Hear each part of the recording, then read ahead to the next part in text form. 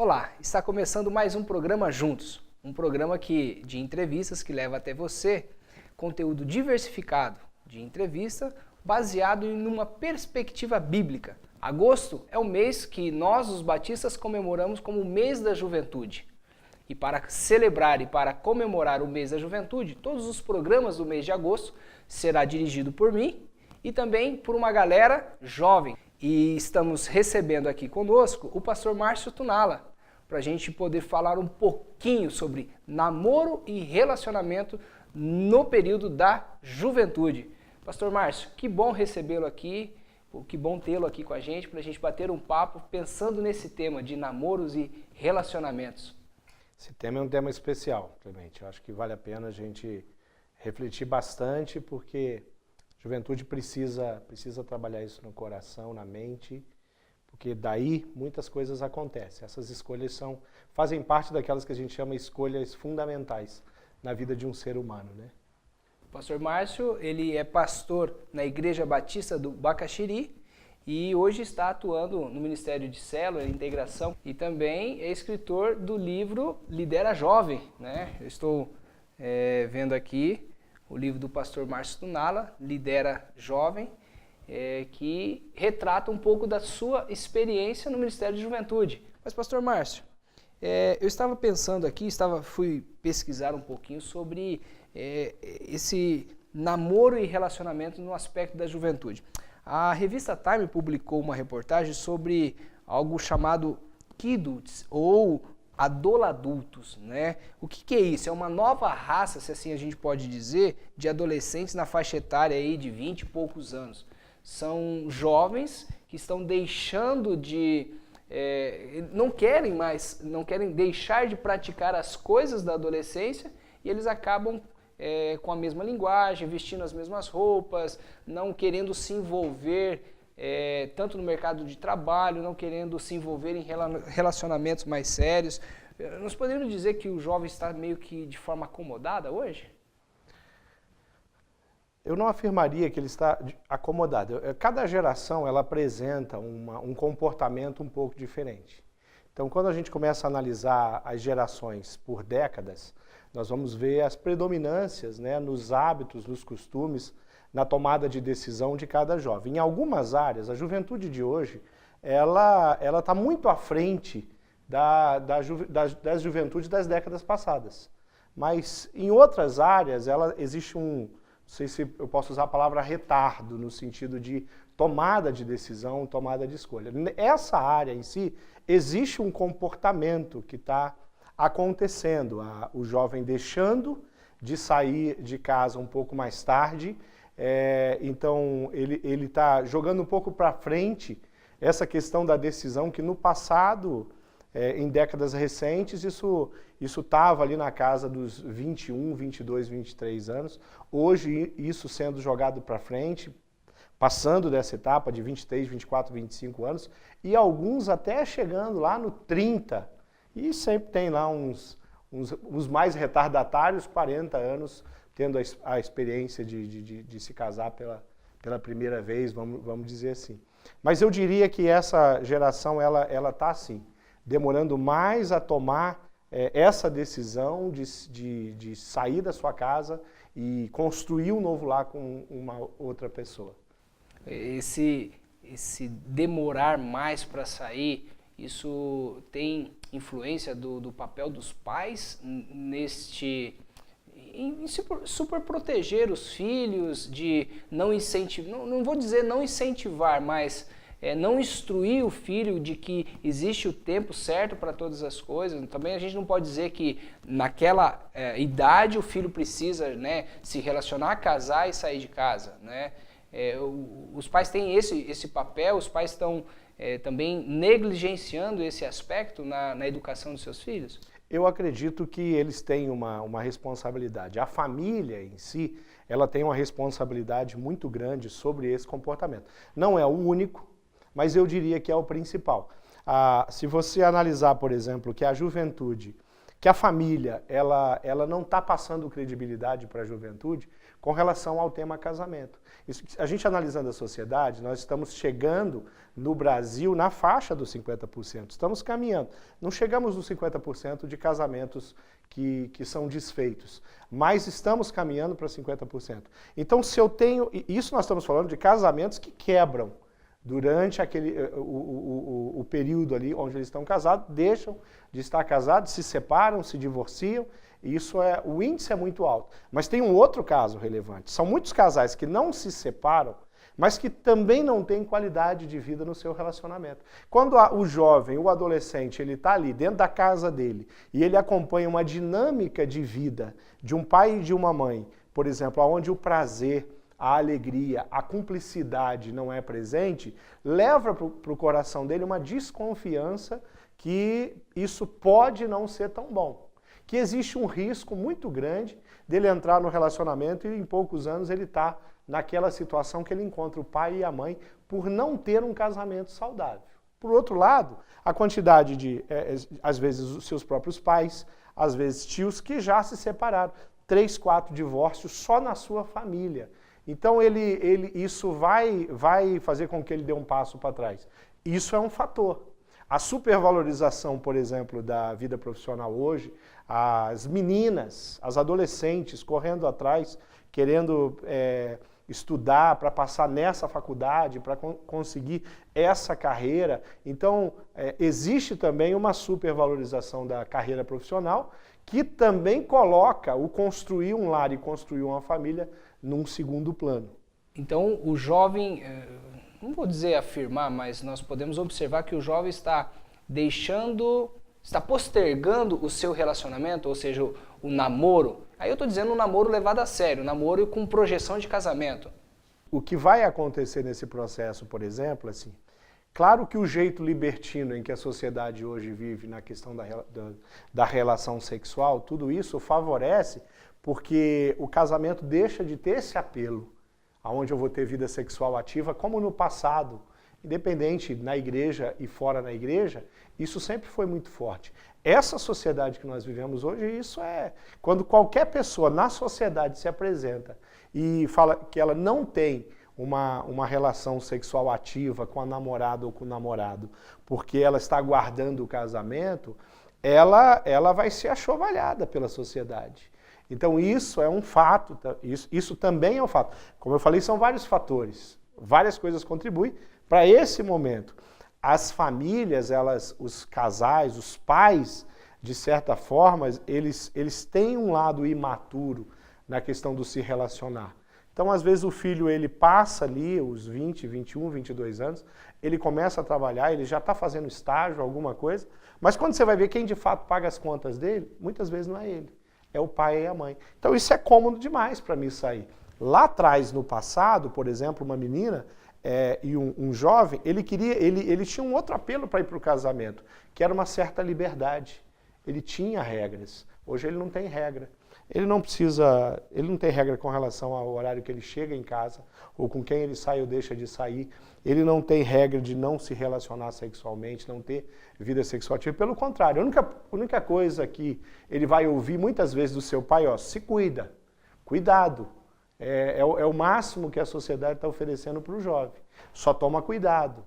Não seja isso, não seja aquilo. Então, todas essas perdas dos valores da família faz com que o quadro que a gente tenha hoje seja esse quadro. Né? Então, recapitulando aí, a questão da família em si super proteger, que é um caso. O outro caso, a libertinagem com relação à própria vida sexual, a quantidade de parceiros e parceiras, às vezes, que o jovem, quando chega a 20, 21 anos de idade, ele já teve, e pensar em, de repente, entrar num relacionamento onde eu perco isso, quer dizer, os valores não existem. Então, quais são os valores que ele tem? Os valores que ele tem é de o que eles chamam de liberdade, mas na realidade são valores mais pautados na libertinagem. Então, isso tudo vai trazer essa dificuldade para eles tomarem uma posição com relação ao casamento. Pastor Márcio, a gente vai fazer um breve intervalo e na sequência a gente vai voltar. E a pergunta que eu vou lhe fazer na sequência é se existe uma idade certa para começar a namorar. Tem alguns pesquisadores que falam de uma idade certa. E, na sequência, nós vamos voltar nessa temática sobre namoro e relacionamento na juventude.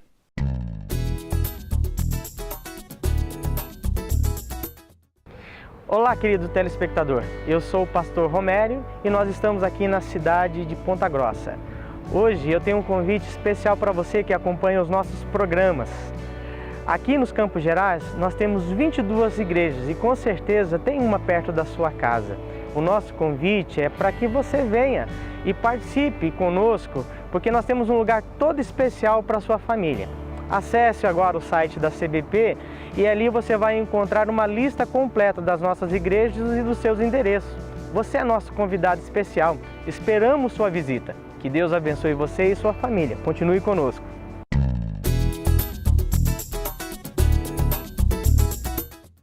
Estamos de volta recebendo aqui conosco o pastor Márcio Tunala, pastor com uma experiência no Ministério de Juventude, hoje atuando no Ministério de Células e Integração na Igreja Batista do Bacaxiri. Pastor Márcio, pensando em namoros e relacionamentos, como eu havia lhe falado, existe uma idade certa? Muitos pesquisadores dizem, né, de uma idade certa para começar um namoro e depois pensar em casamento. Que idade seria essa? A gente precisa sempre analisar que o ser humano ele não é igual, não é tudo tem o mesmo comportamento, o mesmo jeito. Então existe, claro, um diferencial entre um jovem e outro, né? A gente sabe que esses sentimentos, a paixão, o vislumbre com o sexo oposto, ele vai começar lá na pré-adolescência. Lá os meninos começam a olhar as meninas de uma forma diferente.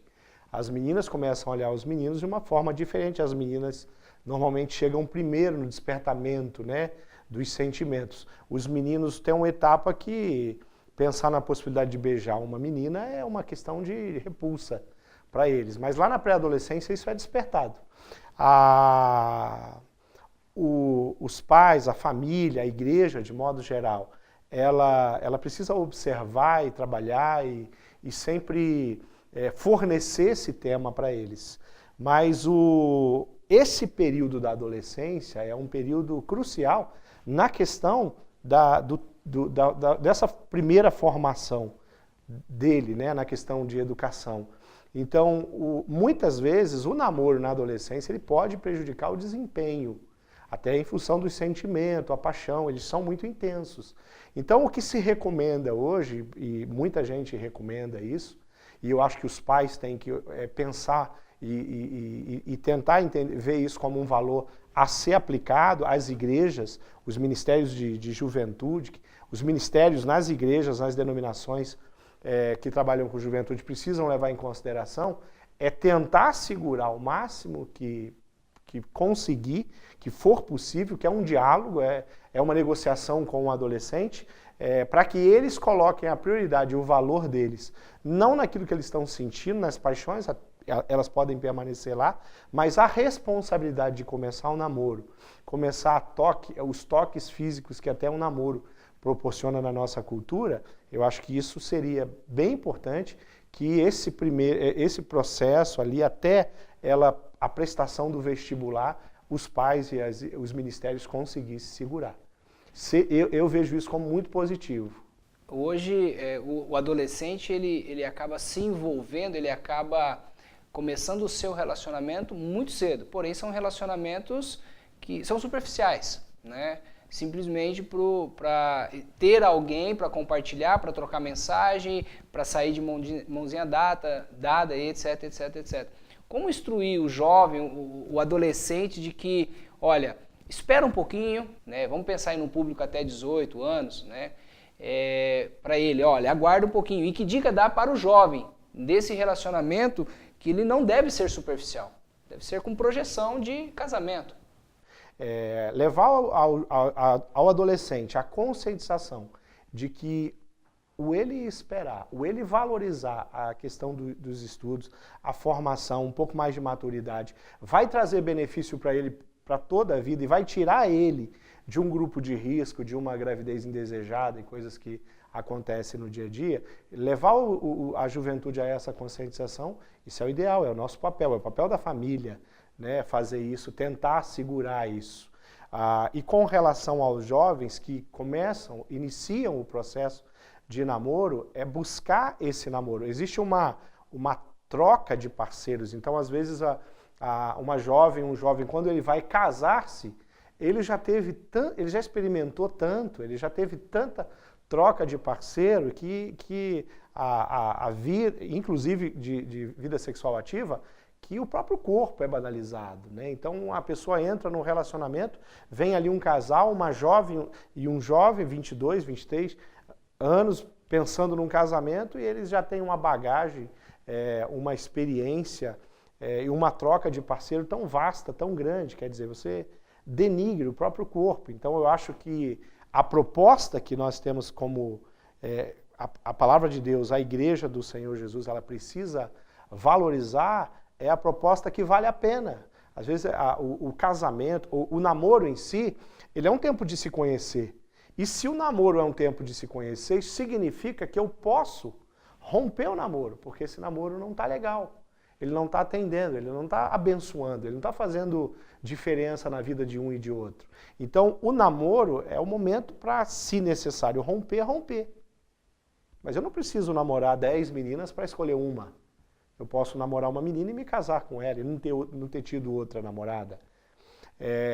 E eu posso me casar com a minha primeira namorada sem problema nenhum. E nós não vamos aprender nos relacionar na quantidade de relacionamento que nós temos. Nós vamos aprender a nos relacionar no bom senso, na busca de valores, na busca de princípios. É ali que nós vamos crescer. Qual é a sua instrução, qual é a sua recomendação quando um jovem, buscando aconselhamento, lhe procura e diz assim: pastor, eu quero namorar? E se ele diz assim: pastor, eu nem sei o que é namorar, eu queria uma definição de namoro. O que você poderia dar de instrução para esse jovem? Namoro é a amizade. O namoro, no livro eu vou trabalhar essa questão, que o namoro nunca deve nascer de uma pessoa que eu conheci e achei interessante. Ele deve começar de uma amizade. Então, se eu me interesso por uma jovem, ou seja ela uma mulher ou um homem, eu vou me aproximar e eu vou tentar desenvolver algum vínculo de relacionamento na amizade. Dessa amizade nasce um compromisso. O namoro é um compromisso, é onde nós mudamos o jeito de nos relacionar diante de um grupo de jovens que a gente faz parte, seja na igreja ou não, e o namoro é o período onde nós vamos nos conhecer. Então eu acho que uma dica importante no namoro é assim, é o envolvimento da família, que às vezes o jovem ele olha para o conselho do pai, conselho da mãe, e se ele tem um pai e uma mãe que não são firmes no sentido de sentar com eles e direcionar, agora o jovem não pode se esquecer que aqueles pais têm uma experiência. Às vezes o jovem fala: o casamento do meu pai não é referência, o casamento da minha mãe não é referência. Os meus pais são separados, mas eles são importantes no processo. Por quê? Porque inclusive tiveram uma decepção, tiveram um relacionamento quebrado. Então eles têm que ser ouvidos sim. Então o fato de honrar o pai e a mãe é muito importante. Então envolver a família no namoro, conhecer a família daquela pessoa que eu estou interessada, eu diria isso, se possível, antes de começar o namoro, se aproximar da família, porque nós não casamos com a pessoa, nós casamos com uma família, nós nos envolvemos, passamos a fazer parte, né? A família ela se expande, ela cresce. Então isso é uma orientação que eu diria importante, né? Claro, você citou um exemplo, o jovem que me procura. Normalmente o jovem que procura um pastor, esse jovem ele já está dotado de alguns princípios. Ele já tem princípios bíblicos no coração dele. E ali nós vamos junto com ele poder avaliar. Se nós conhecemos aquele jovem ou aquela jovem, nós vamos interferir. O IBGE, ele na sua pesquisa apresenta, né, na perspectiva de 2012, que o Brasil está se tornando o país dos solteiros. O jovem ele está evitando se relacionar visando o casamento? Você acha isso? Eu não diria que o Brasil está se tornando um país de solteiro. Eu não sei se eu concordo, porque o Brasil está se tornando um país de não casados legalmente, vamos dizer assim, que eu acho que é uma outra linha. Porque parceiros, relacionamentos, namorados que existe uma intimidade muito grande, inclusive com relação ao ambiente onde eles vivem, isso cada vez maior. Gente que mora tempo junto para fazer um teste, isso é o Brasil.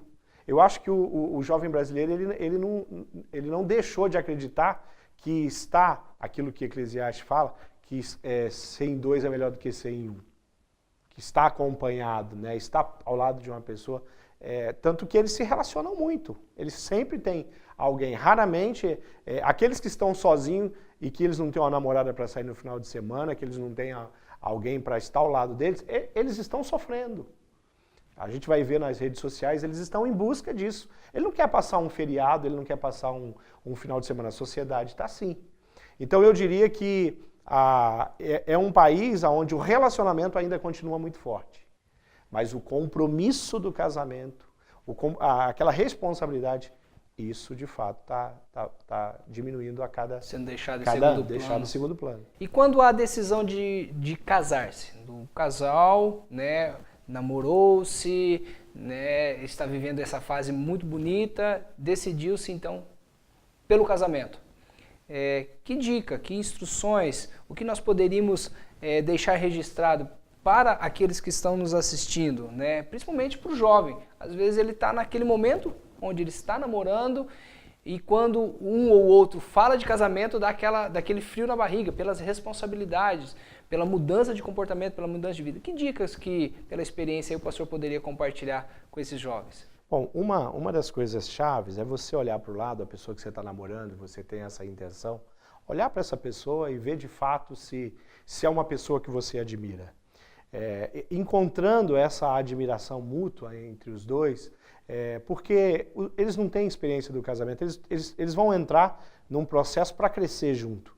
O envolvimento de conselheiros da família, de líderes na igreja, isso é muito importante nesse processo. Procurar fazer um bom curso um pré-nupcial, ler bons livros sobre relacionamentos, entrar num relacionamento com consciência de quanto custa um casamento. Acho que o casal precisa sentar, de preferência com os pais ou com conselheiros maduros, gente que já está casado há algum tempo, para saber quanto que custa. Tem água, tem luz, tem condomínio, tem a prestação. Às vezes o casal tem condição, recebe a ajuda da família, consegue comprar já o seu primeiro imóvel. Muitos, acredito que a maioria não consegue, ele vai entrar num aluguel. Quer dizer, no mínimo ter uma boa planilha de Excel das despesas domésticas. Isso é fundamental, saber, a nossa casa, o fato de a gente estar junto, vai custar isso, vai custar R$ 1.500, vai custar R$ 2.000, vai custar R$ 3.000, dependendo do padrão que aquele casal tem estabelecido. Não é importante ter a casa própria, sabe? Não é o fundamental, eu acho que dá para conquistar. A maioria dos casais da minha faixa etária não tinha casa própria quando casou, e a maioria hoje tem casa própria. Ter um carro e não andar de ônibus, isso não é importante. Andar de ônibus acompanhado é melhor do que sozinho. Então eu acho que são coisas, mas essas contas precisam ser feitas, esse entendimento precisa ser feito. E construir uma base de relacionamento, porque o casamento vai exigir mudanças de comportamento, é um tempo de aprendizado, é um tempo de adaptação. Você tá indo morar com uma pessoa que é totalmente diferente de você, que vem de uma cultura totalmente diferente de você. Então as famílias, elas comem coisas diferentes, elas têm vocabulário diferente. E esses dois seres vão viver no mesmo lar. E é diferente de você ser namorado, ser noivo e agora você todo dia acordar e dormir com aquela pessoa. Tendo esses cuidados, né, o envolvimento de pessoas ali, ter uma base de relacionamentos onde você possa recorrer, amigos verdadeiros, uma relação saudável com pai e com mãe, mesmo aqueles que estão separados, que são muitos, infelizmente, na nossa sociedade, e entender, eu acho que colocar no coração, casamento não é para uma temporada. Tem que casar com aquele conceito. Eu quero envelhecer ao lado dessa pessoa. Eu quero chegar de fato ao ponto aonde só a morte vai nos separar. Eu acho que ter isso como um alvo, um princípio, que é um princípio bíblico que nós cremos e valorizamos. Entendi. Então, fechando aqui essa nossa conversa, podemos entender que namorar é preciso, se relacionar é preciso. Saudável e importante. Isso faz parte até do próprio, de um projeto até para